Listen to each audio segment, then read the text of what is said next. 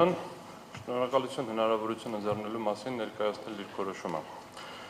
Որպեսզի ավելի պատկերավոր լինի ինչի մասին է խոսքը, գործընկերս ներկայացրեց մի իրավիճակ, երբ բոլոր քաղաքական ուժերը պատրաստվում են խաղալ ֆուտբոլ։ Եկան աշխարհի չեմպիոնատ, դուրս եկան դաշտ, պարզվեց, որ դիմացի կողմը ասելա չէ, որ ասել են ֆուտբոլ, այդքան էլ ֆուտբոլ չի, դա ամերիկյան ֆուտբոլ է։ Ես բերել եմ մարդիկ, ովքեր հագել են սաղավարտներ ու ձեզ ծեծելու են։ Ասում ենք, բայց մենք գնդակը ոտով ենք պարապել խաղալ, ասում է չէ, ոտով չկա, ձեռով։ Ասում ենք, կլինի դե մենք էլ ձեռով խաղանք, ասում է չէ, որ դուք ձեռով խաղաք, ձեզ տուգանային ենք ուղարկելու, ասելու ենք ձեռով խաղա։ Այս սա է տեղի ունեցել։ Բոլոր թիմերը պատրաստվել են ֆուտբոլ խաղալու, եկել են ֆուտբոլի աշխարհի չեմպիոնատ, պարզվել է, որ մի թիմ, ընդ որում մենակ ինքը ֆուտբոլ ասելով նկատի ունի ամերիկյան ֆուտբոլ, վերցնում է ձեռին գնդակը, վազում է, ով որ ընկնում է, գցում են գետնին, սաղով պարկում ենք վրա։ Հենց որ նման, ասում ենք լավ, կլի մենք էլ էլի ուժեղ տղաներ ունենք, իրանք էլ կան ֆուտբոլ խաղան ձեր նման, ասում է չէ, դուք չեք կարող խաղաք, այս սա է տեղի ունեցել։ Հիմա երկրորդ օրինակը բերեմ։ Մեզ բազմաթիվ անգամ այս լսումների ընթացքում լսեցինք ձևակերպումներ, որ սահմանադրական դատարանը քննել է նման գործեր։ Սա առաջին գործն է։ Հայաստանի Հանրապետության պատմության ընթացքում նման գործ չի եղել։ Միշտ պատմականորեն կարաք բացեք նայեք, խաղարկվել է աշխարհի չեմպիոնի կուբկը, հա, այսպես ասած, գավաթը, միշտ գավաթի խաղարկություն է վիճարկվել այստեղ։ Մենք հիմա ի հավելումն նրան, որ կանոնները ամբողջությամբ խախտված են, վիճարկում ենք փոքր բրոնզ։ Մենք հիմա քննարկում ենք ոչ միայն, որ գավաթը տվեք մեզ, Բարգավաճ Հայաստան կուսակցությունը այս պահին եւ 59,000 քաղաքացիներ ասում են, մենք այս պահին չենք հավակնում աշխարհի գավաթին։ Այն մենք կգանք կհասնենք այդ գավաթին ինչ-որ մի փուլում, մեզ տվեք մեր բրոնզը, փոքր բրոնզը, 4-րդ տեղի համարավեճը։ Հայաստանի պատմության ընթացքում տեղի ունեցած գործերով երբեք չի եղել սահմանադրական դատարանում գործ, որտեղ քննության առարկա է եղել փոքր բրոնզը։ Միշտ նախագահական ընտրություններն են եղել, միշտ եղել են պարլամենտական ընտրությունների մեծամասնական ընտրակարգով ընտրությունների արդյունքները, միայն 21 թվականին վիճարկման առարկա է եղել ընտրությունները, բայց հիմնական քննարկման առարկան չի եղել ձայների հաշվարկի կարգը, այլ եղել է, որ ընտրությունները կեղծվել են ընդհանուր առմամբ։ Հիմա բարձրացված խնդիրը վերաբերվում է ընտրությունների շրջանակներում, ուրեմն հաշվարկի կարգին։ Հիմա այստեղ ինչն է շատ կարևոր, մի քանի հանգամանքի վրա եմ ուզում ուշադրություն հրավիրել։ Ինչի է այս իրավիճակը ստեղծվել, որովհետև պատասխանողը ծայրահեղ անպատասխանատու է վերաբերվել իր աշխատանքային պարտականություններին։ Հայաստանի իմ կողմից, երբ որ ես հասուն եմ եղել եւ հետեւել եմ ընտրությունների ժամանակ, այսպիսի խայտարակ աշխատանք կենտրոնական ընտրական հանձնաժողովը չի կատարել, բացատրեմ ինչի։ Կենտրոնական ընտրական հանձնաժողովը երկու արձանագրություն է կազմել, մեկը թվագրված է հունիսի 8-ին ժամը 11:48-ով, մյուսը վերաբերվում է հունիսի 14-ին 18:16-ով։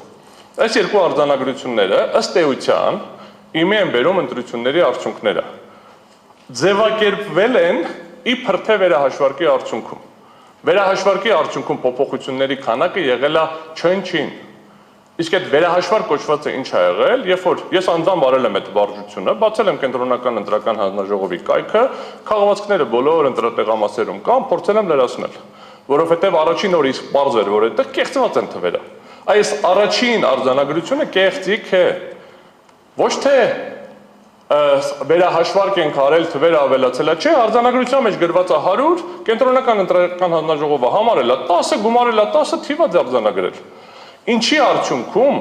առաջին արձանագրության կեղծիքի պատճառով Բարգավաճ Հայաստան կուսակցությունը առաջին արձանագրության թվերով չի հաղթահարել 4%-ը։ Այնինչ թվերը ճիշտ արձանագրելու դեպքում, թվերը ոչ թե վերահաշվար կամ ինչ, ուղղակի են արձանագրության թվերը գումարելու դեպքում պարզ էր դառնում, որ Բարգավաճ Հայաստան կուսակցությունը 130 գումարած թվի քանակով ավել էր հավաքել 4%-ի շեմից։ Ինչի է դա արվել, հիմա կներկայացնեմ շուտով, որից հետո մենք Բարգավաճ Հայաստան կուսակցությունը տեսնում է, որ թվերի տարբերություն կա, բայց դա չի մենակ։ Քվեարկության մասնակիցների ընդհանուր թիվը երկու արձանագրությունների միջև 1000-ով տարբերվում են։ Ընտրողների ստացված կտրոնների ընդհանուր թիվը երկու արձանագրությունների միջև 3400-ով տարբերվում են։ Չօգտագործված համարակալված կտրոնների ընդհանուր թիվը 1000-ով տարբերվում է։ Չօգտագործված ինքնասոսնձվող դրոշմանիշների ընդհանուր թիվը 1000-ով տարբերվում է։ Եվ ամենատաղանդավորը ընտրողների ցուցակներում ընդգրկված ընտրողների թիվը 9-ով տարբերվում է։ Լավ, առաջին արձանագրության ժամանակ չգիտենք քանի հոգի ընդգրկված ցուցակներում։ Ընտրություն են կազմակերպում, չգիտենք քանի հոգի է ներառված ցուցակներում։ Սա է ցույց տալիս, սա ինչի է ֆունդամենտալ կարևոր, բարձր դատարան։ Երբ որ մենք իրականացնում ենք գործընթաց, որի սկզբի կանոնները փոխվում են, կանոնները իրականացնում են ոչ իրավաչափ, հաշվարկի մեխանիզմներում չկա վերահսկողական գործիքներ, անհնար է ստուգել ոնց են հաշվել, ոնց են գումարել։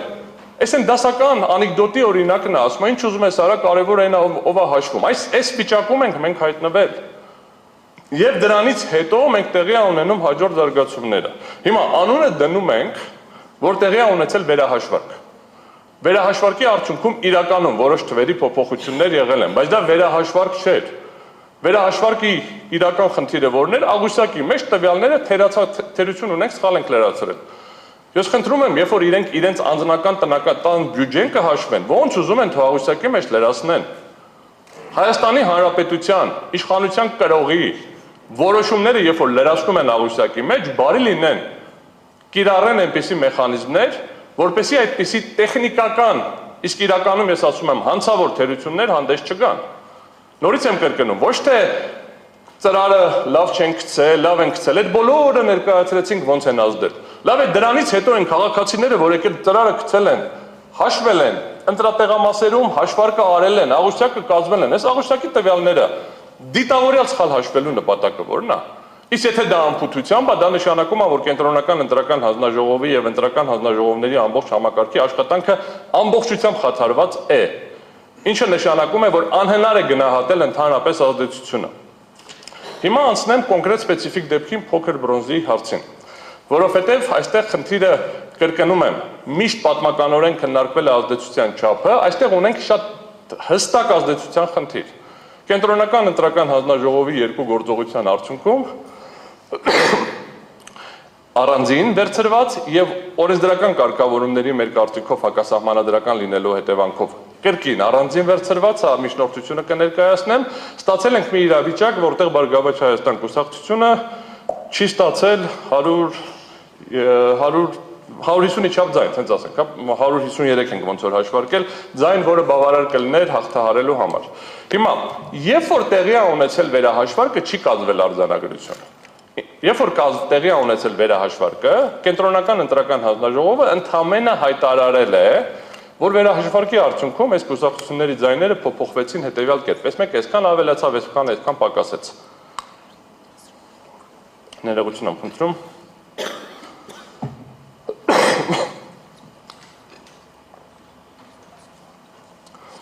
Երբ որ վերցնում, իրենց փոխարեն այդ վարժությունը անում ենք, այսինքն վերցնում ենք ընդհանուր թվերը, գումարում ենք, հանում ենք, ասում այսքանը սրանով ավելացավ, այսքանը սրանով ավելացավ, ստացվում է հետևյալ պատկերը։ ԿՀ-ն արձանագրել է, ԲՀԿ-ն ստացել է 58525 քվե, իսկ կողմ քվեների եւ անճշտությունների հանրագումարը կազմել է 1,461,742։ Սա ինչ եմ անում, վերցնում եմ ԿՀ-ի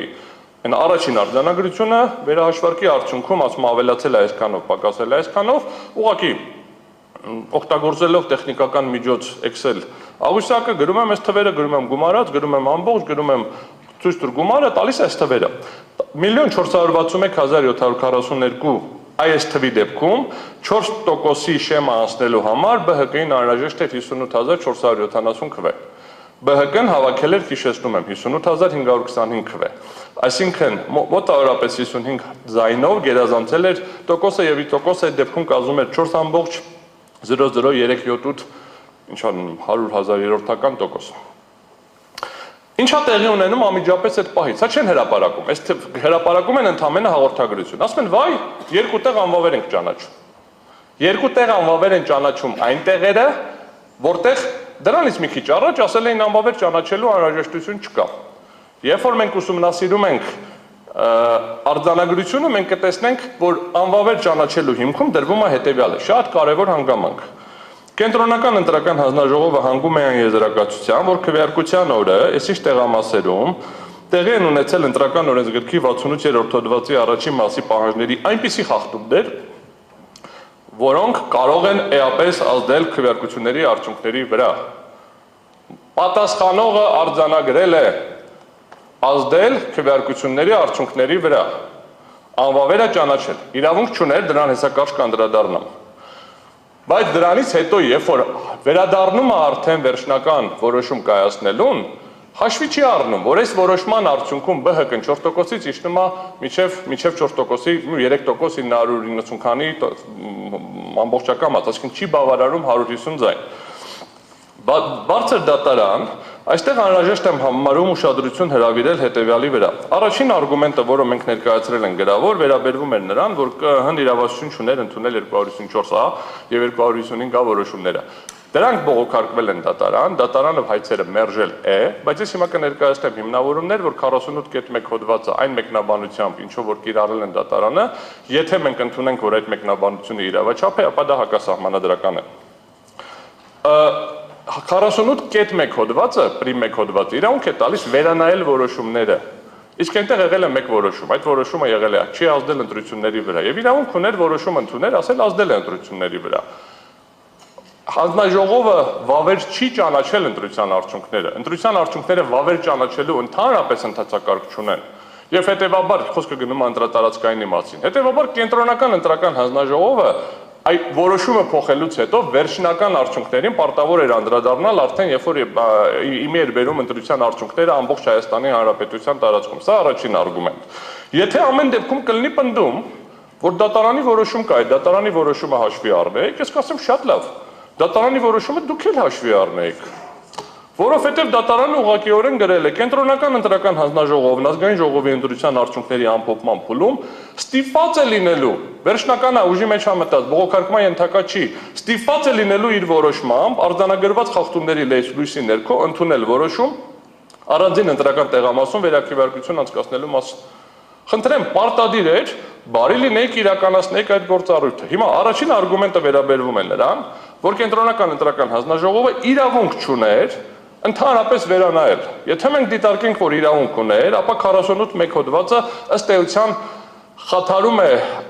սահմանադրությամբ նախատեսված այն դրույթը, որ գործում է ընտրական հանձնաժողովների համակարգ եւ դրանց լիազորությունները սահմանում են օրենքով եւ ընտրությունների արդյունքները մի տեղամասում անվավեր ճանաչելու լիազորություն կենտրոնական ընտրական հանձնաժողովին տրված չի։ Երրորդ խնդիրը, որը բարձրաձայնում ենք, վերաբերվում է նրան, որ չի կարող Բարգավաճ Հայաստան կուսակցությունը եւ 58500-ից ավել քաղաքացիներ տուժեն, որովհետեւ պետական մարմինը չի կարողացել իրականացնել իր պարտականությունները։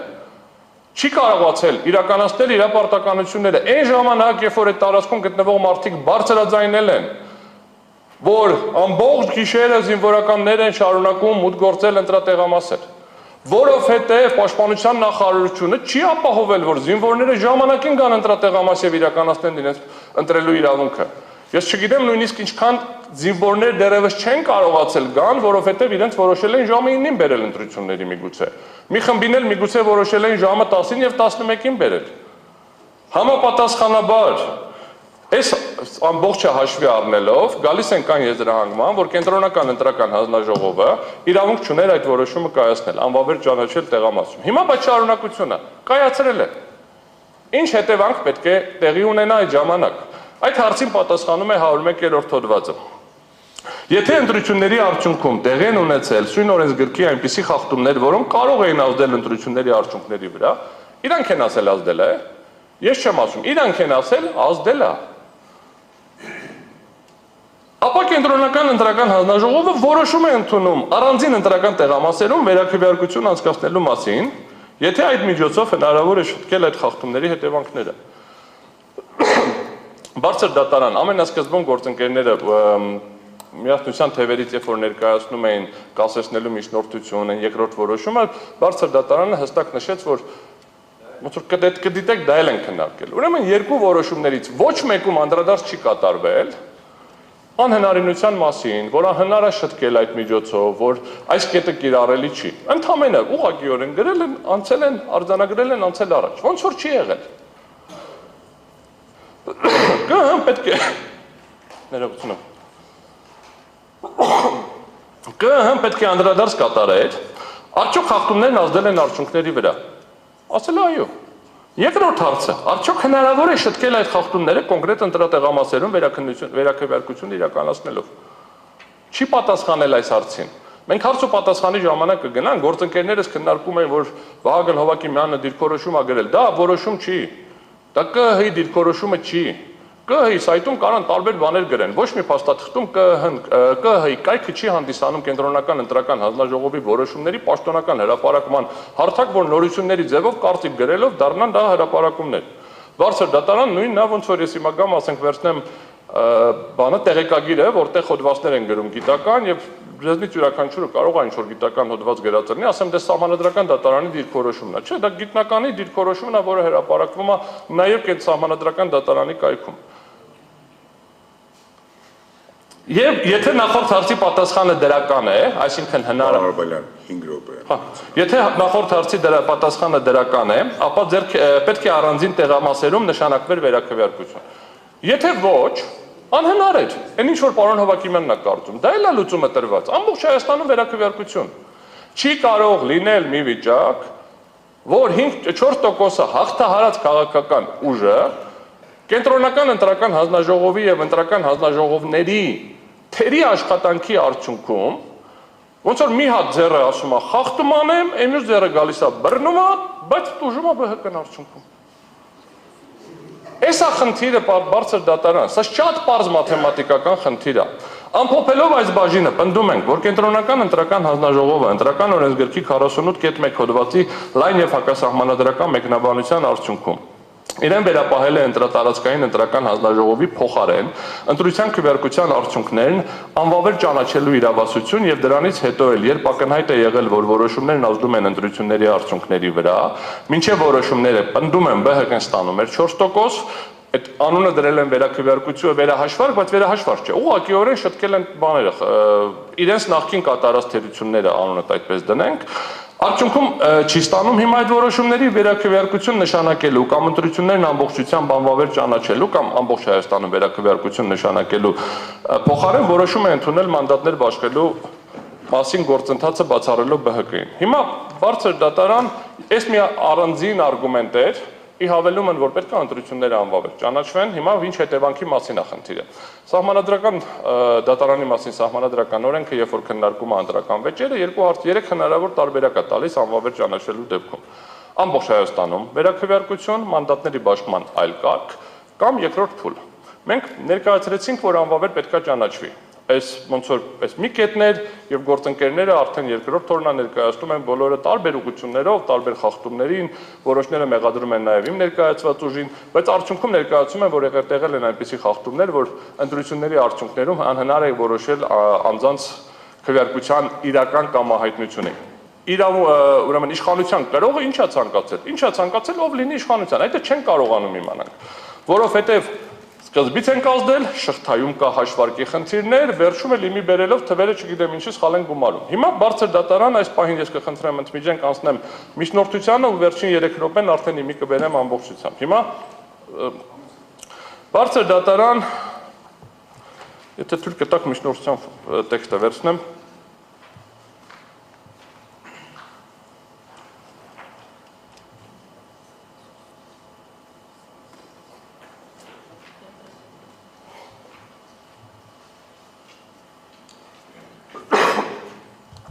բարձր դատարան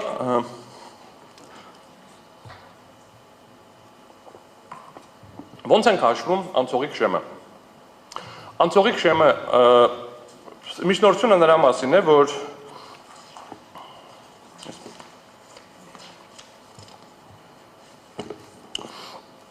խնդրում ենք, որ նախքան սույն գործով որոշում կայացումը որոշել սույն գործի լուծման համար առանցքային նշանակություն ունեցող ընտրական օրենսգիր սահմանադրական օրենքի 95-րդ հոդվածի 4-րդ մասի անճշտությունների թվի գումարման մասով սահմանադրության 2-րդ հոդվածի 7-րդ հոդվածի 89-րդ հոդվածի 3-րդ մասի առաջին նախադասության համապատասխանությունը։ Շատ հակիրճ երկու բառով ներկայացնեմ, բարձր դատարան հետևյալն է։ Հայաստանի Հանրապետության սահմանադրության համաձայն գործում է համամասնական ընտրակարգ եւ Հայաստանի Հանրապետության ժողովուրդը ազատ ընտրությունների միջոցով իրականացնում է իշխանությունը։ Ուրեմն գործընկերները շատ էին հղում արի 7-րդ հոդվածին, ասում ազատ եւ ուղղակի ներողություն, ընդհանուր հավասար ազատ եւ ուղղակի ընտրական իրավունքի հիման վրա գաղտնի քվեարկությամբ։ 89-րդ հոդվածի 3-րդ մասը ասում է ազգային ժողովն ընտրվում է համամասնական ընտրակարգով, ընտրական օրենսգիրքը երաշխավորում է կայուն խորհրդարանական մեծամասնության ձևավորումը, եթե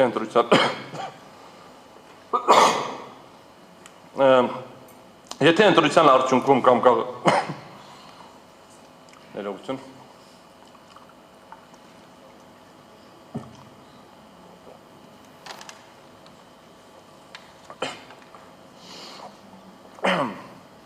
Եթե ընտրության արդյունքում կամ քաղաքական կոալիցիա կազմելու միջոցով կայուն խորհրդարանական մեծամասնություն չի ձևավորվում, ապա կարող է անցկացվել ընտրությունների երկրորդ փուլ, երկրորդ փուլի անցկացման դեպքում թույլատրվում է նոր դաշինքներ, այսինքն ինչա տալիս, ասում է պետք է լինի համամասնական եւ սահմանադրությունը երկու բացառություն է սահմանել այդ համամասնականից։ Մեկը երկրորդ փուլով շեղումն է, մյուսը եթե 3 ուժ չի անցնում ազգային ժողով, երրորդ ուժի անցնելու արդյունքում կրկին շեղումն է։ Հիմա մենք ունենք դեպք, երբ որ 4 ուժ անցել կամ պետք է անցնի, համապատասխանաբար հիմա քննարկում ենք այդ հարցը։ Հիմա նայեք ինչա ստացվում։ Ոնց են բաշխվում մանդատները։ Ասում եմ մանդատները պետք է բաշխվեն քաղաքական ուժերի մեջ, ովքեր անցել են 4%-ի շեմը։ Հիմա ինչից ենք հաշվում 4%-ը։ 4%-ի հաշվարկի համար ընտրական օրենսգիրքը ասում է վերցնում ենք բոլոր կողմ քվեարկած ձայները, այսինքն բոլոր ձայները, որ ստացել են բոլոր ուժերը, գումարում ենք անճշտությունները։ Ինչ է անճշտությունները։ Անճշտությունները ոչ թե այսպես ասեմ, երբ կարող է առաջանա անճշտություն։ Անճշտություն առաջանում է մենակ մի դեպքում, երբ որ պատասխանողը լավ չի աշխատում։ Ուրիշ ոչ մի դեպքում անճշտություն չի առաջանում։ Երբ որ մենք փորձում ենք տեսնենք ինչա անճշտությունը, երկու անճշտություն է սահմանում։ Բարդ է գրած, հիմա կարդամ ու բացատրեմ։ Առաջին անճշտությունը հաշվարկվում է ընտրողներից ստացված քվեարկության կտրոնների թվի, այն որ գնում ենք քվեարկության, մեզ տալիս են կտրոնը տանում ենք, երբ որ գցում ենք մեր բյուլետենը, երբ որ մեր քվեարկության արդյունքը գցում ենք արկղի մեջ, կտրոնը տալիս ենք այդ մարդին, արկղի մեջ հավաքում է դրանք։ Եվ չօգտագործված ինքնասոսնձվող դրոշմակնիշների թվի գումարի եւ տեղամասային ընտրական հանձնաժողովին հատկացված ինքնասոսնձվող դրոշմանիշների թվի համադրման տարբերությունը թվի բացարձակ արժեքով նշվում է որպես առաջին անճշտություն։ Հիմա ինչ է ստացվում։ Հանձնաժողովին տվել ենք 1000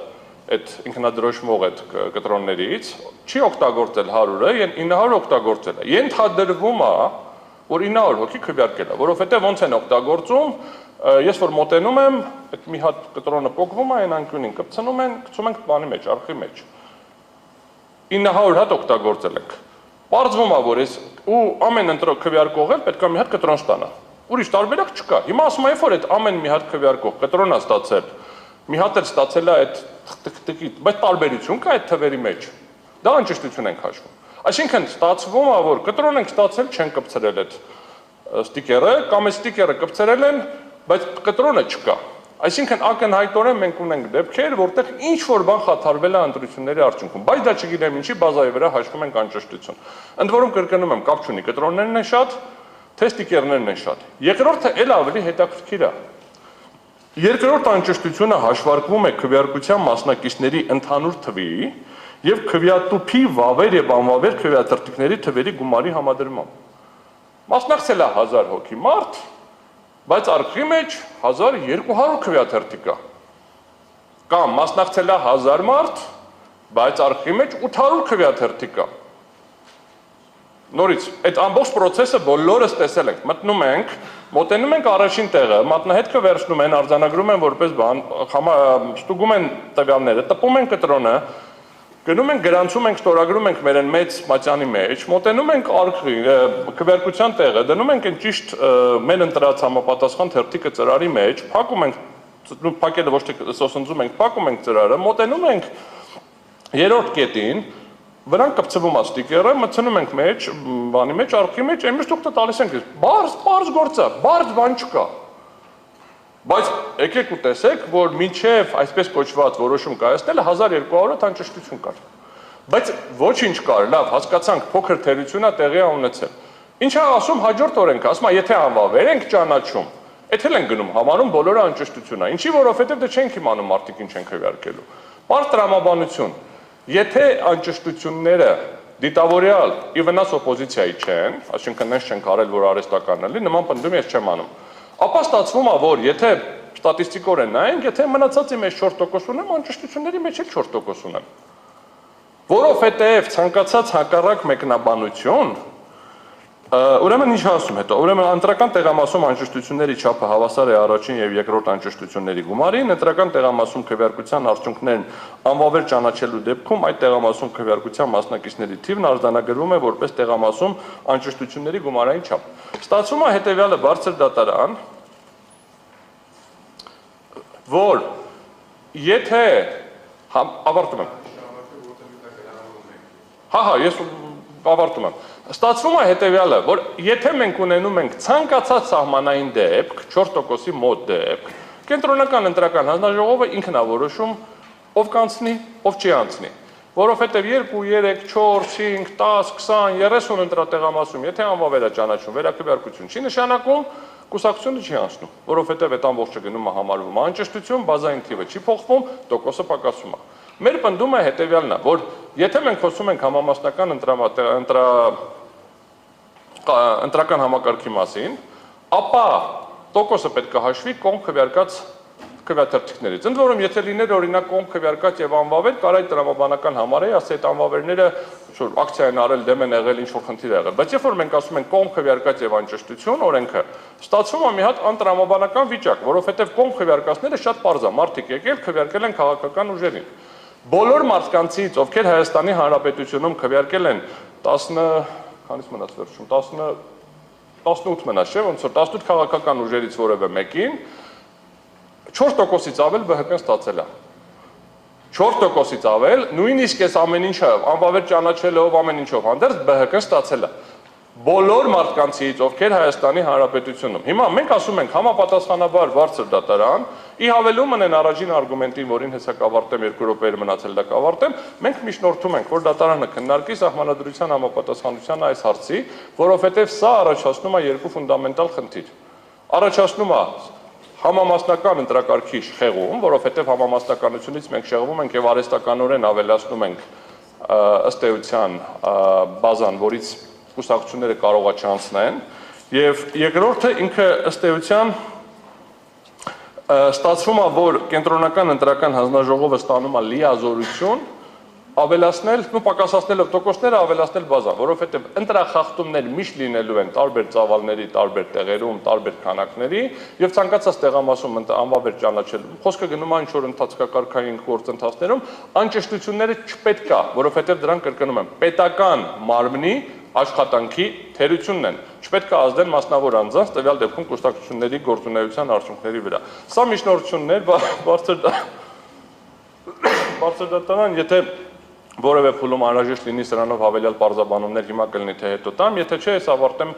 ելույթ։ Չէ, ավարտեք, շնորհակալություն, եթե կարիք լինի քննարկման ժամանակ հարցեր ունենան կողմերը կամ դատարանը ձեզ միջնորդության հետ կապված կտան, ես ուղղակի կարճ է ձեզ։ Բարձր դատարան ներողություն, դրույթը, որ դուք վիճարկում եք, ինքը նույնպես նոր փոփոխություններից է։ Այսինքն վերջին մի տարվա ընթացքում է։ Ընդհանրապես մենք վիճարկում ենք դրույթը, որը գրվել է ինչ-որ մի պահի, որովհետև ըստ էության հետևյալն է, նայեք, օրենսդրությունը մշակելուց ինչ-որ տարբերակ։ Չէ, պարզ է, ես իրականում միայն կարճ այդ հարցը, շատ բարի։ Նոր փոփոխության խնդիր չէ, բարձր դատարան խնդիրը ուղղակի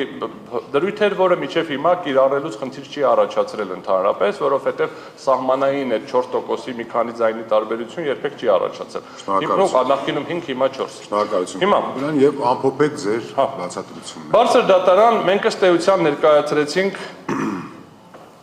էական խախտումներ։ Հիմա